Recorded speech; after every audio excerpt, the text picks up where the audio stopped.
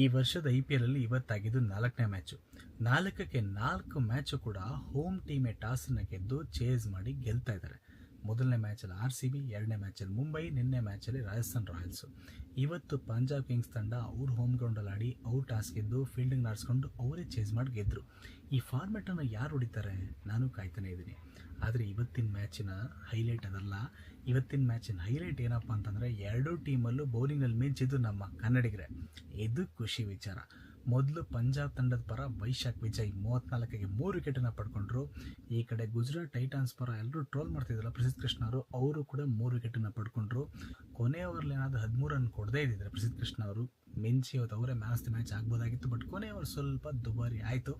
ಅದಕ್ಕೆ ಕಾರಣ ಏನಂತಂದರೆ ಗುಜರಾತ್ ಟೈಟಾನ್ಸ್ ಅವರು ಮೊದಲು ಬ್ಯಾಟ್ ಮಾಡಿ ಗಳಿಸಿದ 162 ಮಾತ್ರ. ಅಲ್ಲಿ ಬಟ್ಲರು 38, ಶುಭ್ಮನ್ ಗಿಲ್ 39 ಎಲ್ಲ ಗಳಿಸಿದ್ರು ಕೂಡ ಅಂಥ ಮೊಮೆಂಟಮ್ ಸಿಗಲೇ ಇಲ್ಲ ಇಡೀ ಇನ್ನಿಂಗ್ಸಲ್ಲಿ. ಫಿಲಿಪ್ಸ್ ಸ್ವಲ್ಪ ಫಾಸ್ಟಾಗಿ ಆಡ್ತಾರೆ ಅಂದಾಗ ಅವ್ರನ್ನ ಔಟ್ ಮಾಡಿದ್ದು ನಮ್ಮ ಕನ್ನಡಿಗ ವೈಶಾಖ್ ವಿಜಯ್. ಅದಾದಮೇಲೆ ಸೆಟಲ್ ಆಗಲೇ ಇಲ್ಲ ಅವರು. ಡಬಲ್ ಡಿಜಿಟ್ ಸ್ಕೋರು ಬರಲಿಲ್ಲ. ರಾಹುಲ್ ತಿವಾಟಿ ಎಲ್ಲ ಫೇಲ್ಯೂರ್ ಆದರು. ವೈಶಾಖ್ ವಿಜಯ್ ಮಿಂಚಿದ್ರು. ಅವರು 34ಕ್ಕೆ 3, ಚಾಹಲ್ ಅವರು 28ಕ್ಕೆ 2 ವಿಕೆಟ್ಗಳನ್ನ ಪಡ್ಕೊಂಡ್ರು. ಎಲ್ಲರೂ ಚೆನ್ನಾಗಿ ಬೌಲಿಂಗನ್ನು ಮಾಡಿದ್ರು. ಇದಕ್ಕೆ ಉತ್ತರವಾಗಿ ಪಂಜಾಬ್ ಕಿಂಗ್ಸ್ ತಂಡ ಚೆನ್ನಾಗಿ ಆಡ್ತಾಯಿದ್ರು. ಅಲ್ಲಿ ಕೊಹ್ಲಿ ಅವರು 72 ರನ್ ಗಳಿಸಿ ಅಜೇಯರಾಗಿದ್ರು. ಅವ್ರು ಏನಾದರೂ ಔಟ್ ಆಗಿಬಿಟ್ಟಿದ್ರೆ ಪಂಜಾಬ್ ಕಿಂಗ್ಸ್ ತಂಡಕ್ಕೆ ಕಷ್ಟ ಇತ್ತು.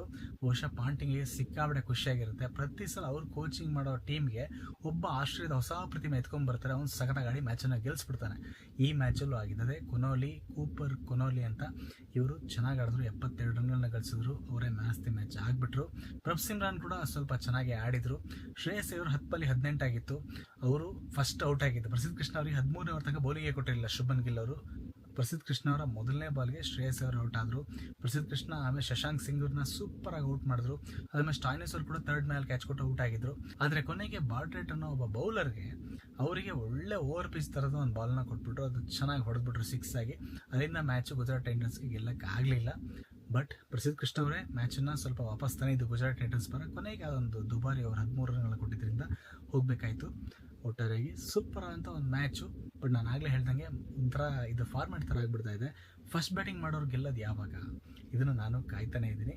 ನಿಮಗೆ ಅನಿಸ್ತು ಇವತ್ತಿನ ಮ್ಯಾಚ್ ನೋಡಿದ ಮೇಲೆ ನಮ್ಮ ಕನ್ನಡಿಗರ ಪರ್ಫಾರ್ಮೆನ್ಸ್ ಎಷ್ಟು ಇಷ್ಟ ಆಯಿತು ಇವೆಲ್ಲವನ್ನು ಕೆಳಗಡೆ ಕಾಮೆಂಟ್ನಲ್ಲಿ ತಿಳಿಸಿ. ಇದೇ ರೀತಿ ಕನ್ನಡದಲ್ಲಿ ಕ್ರಿಕೆಟ್ ಮಾಹಿತಿಗಾಗಿ ಕನ್ನಡ ಕ್ರಿಕೆಟ್ ಯೂಟ್ಯೂಬ್ ಚಾನಲ್ಗೆ ಸಬ್ಸ್ಕ್ರೈಬ್ ಮಾಡಿ. ನಾನು ಆದರ್ಶ ಅಂತ ಮುಂದಿನ ವೀಡಿಯೋಲಿ ಮತ್ತೆ ಸಿಗ್ತೀನಿ. ಅಲ್ಲಿವರೆಗೆ ನಮಸ್ಕಾರ.